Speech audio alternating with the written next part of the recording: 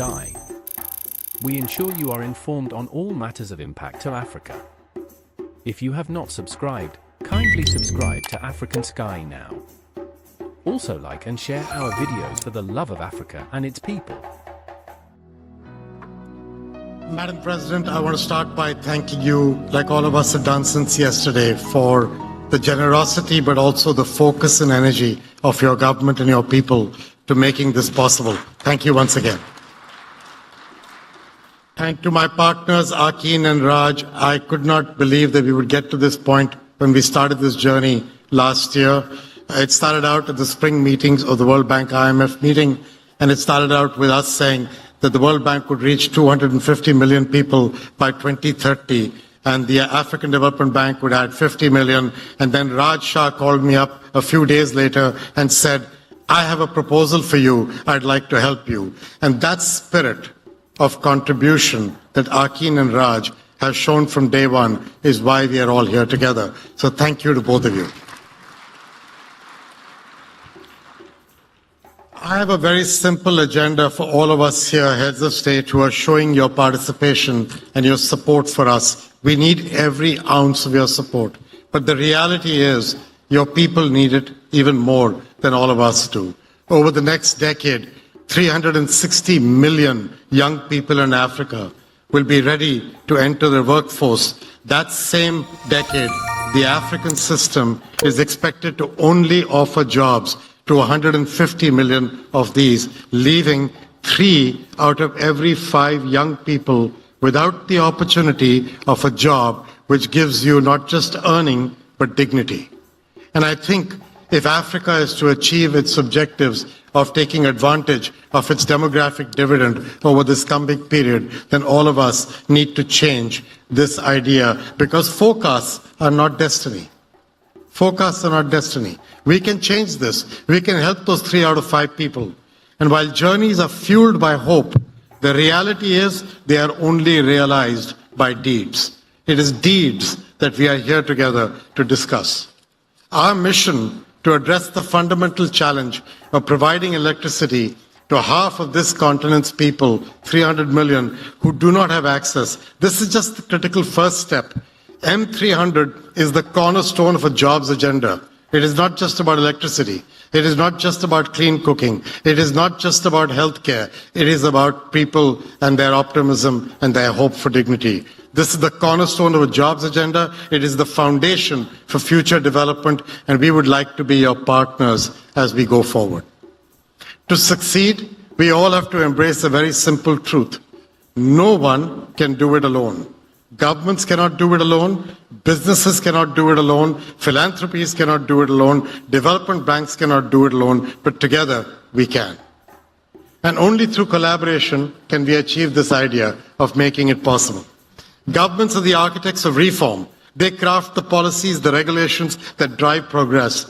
But they're also the engineers of investment. They leverage their resources to finance essential infrastructure. Over the past year, we've worked alongside leaders of your countries to develop country-specific plans. These are rooted in data, they're endorsed at the highest levels by you, and they are aligned with very clear goals of reform.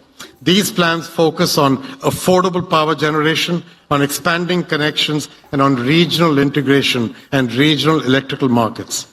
They aim to boost the efficiency of utilities, they aim to attract private investment, and the idea is deliver reliable, sustainable electricity. These are going to require political will, persistence, and a long-term vision. So amid fiscal challenges, governments will also need the support to meet these infrastructure goals. And that is where the IMF, the World Bank, the African Development Bank, all our partners that Akin referred to, that's the role we can play to help you free up resources. But for the private sector, a lot of our friends and colleagues who are in this room, this effort represents both a challenge and an opportunity. We need your innovation, we need your efficiency, we need your people, we need your creativity, we need your capacity to scale. To facilitate your investment, we've identified those regulatory policy barriers. We are working to eliminate them. We will put our money at that point where if these policy barriers are removed, our money is put to work. This is a pay-for-results effort that we are putting in. Our plans will create the environment where your investments can generate returns while driving meaningful impact.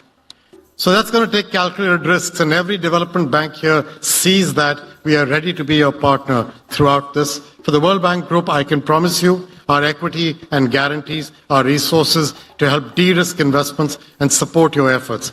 By aligning private capital with public priorities, we think we can achieve results that none of us could do alone. Philanthropies, people like Raj and his team, and development banks like the others here, provide the financial backbone. We bring the conception, the testing, the investment through concessional financing. The global community's generosity last year secured a record $100 billion replenishment for IDA, funding that is essential to this effort. Over the coming 5 to 6 years, and this is the only place where I'd like to correct my friend Arkeen, the World Bank is actually putting $30 to $40 billion into this effort.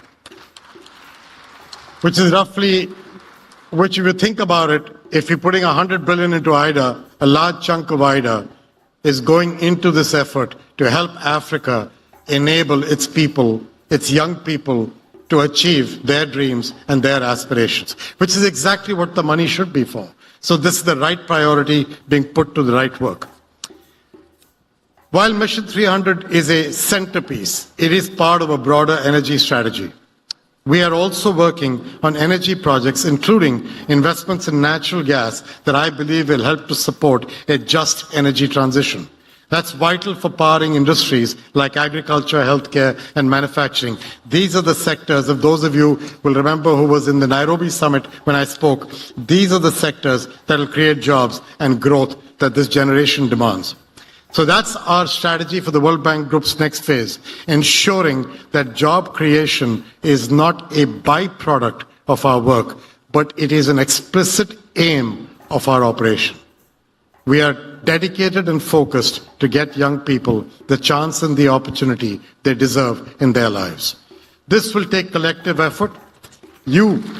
Thank you. Governments must drive reforms.